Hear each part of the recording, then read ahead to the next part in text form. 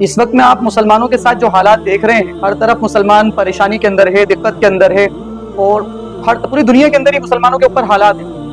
اتنا سب کچھ ہونے کے باوجود آپ مسلمانوں کو بیدار نہیں دیکھ رہے ہیں۔ آپ کو ایسا لگتا ہے آپ چار مسلمانوں کو کہیں جمع ہوئے میں دیکھتے ہیں، یا فکر میں دیکھتے ہیں، یا ایجوکیشن کی بات کرتے ہوئے دیکھتے ہیں، یا علم دین کی بات کرتے ہوئے دیکھتے ہیں، تو آپ کو یا چند لوگ جو ہے جلسوں کے اندر آ جاتے ہیں، تو آپ کو ایسا لگتا ہے کہ شاید وہ لوگ فکر مند ہیں مسلمان۔ آپ حقیقت سے واقف نہیں ہیں۔ مسلم کمیونٹی کی حالت بہت زیادہ خراب ہے۔ آپ ایک میجورٹی کے اندر آپ جائیں گے، آپ ان سے جا کر کے ان کے ذہن کی لیں، ان کے دل و دماغ میں کیا کچھ ہے، آپ کو اندازہ ہوگا یہ قوم اپنے آپ کو تباہ کر رہی ہے، اپنے آپ کو برباد کر رہی ہے۔ یہ اس وقت جو لوگ انہیں تباہ کرنے کی کوشش کر رہے ہیں، ان سے بھی انہیں کوئی لینا دینا نہیں ہے۔ کچھ لوگ جو سمجھدار ہیں، جو ان ایشوز کو سینسیٹیو ایشوز سمجھ رہے ہیں، اور ان حالات کو دیکھ کر کے وہ فکر مند ہیں اللہ اور رسول صلی اللہ علیہ وسلم کے فرمان کی وجہ سے کہ ہمیں کیا کرنا چاہیے، ان باتوں کو سامنے رکھتے ہوئے، تو کچھ لوگ ہیں۔ باقی اکثریت ایسی ہے، میجورٹی اسی طرح کی کہ انہیں کوئی لینا دینا نہیں ہے۔ آپ بالکل بے حسی اس قوم کے اندر ملے گی۔ آپ جب جائیں گے مارکیٹ کے اندر اور آپ ان سے سوال کریں گے، یہ قوم ایسی ہو گئی ہے، اسے بس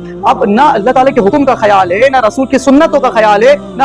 انسان کو انسان سے ہمدردی رکھنے کا خیال اس قوم کے اندر باقی رہتا ہوا نظر آ رہا ہے۔ بس یہ قوم لوٹنے، گھسوٹنے، حرام کھانے اور بس کسی طرح سے اپنی زندگی اچھی گزار لیں، اس کی فکر کرنے کی کوشش میں اپنی زندگی گزارنے پر یہ قوم لگی پڑی ہے۔ اور جب قومیں ایسی ہو جاتی ہیں، بے حس ہو جاتی ہیں، عقلیں ختم ہو جاتی ہیں، اور وہ اپنی زندگی کا مقصد کھانا پہننا اور بس زندگی جینا اپنا مقصد بنا لیتے ہیں، اللہ کے حکموں کو وہ بھول جاتے ہیں، رسول کی سنتوں کو فراموش کر دیتے ہیں، اور جب وہ دنیا کے اندر جو طاقتیں ہیں ان طاقتوں کو ایڈوپٹ کرنا چھوڑ دیتے ہیں، جن طاقتوں کے بارے میں اللہ نے قرآن کریم کے اندر ارشاد فرمایا وَأَعِدُّوا لَهُم مَّا اسْتَطَعْتُم مِّن قُوَّةٍ وَمِن رِّبَاطِ الْخَيْلِ، جب ان طاقتوں کو اور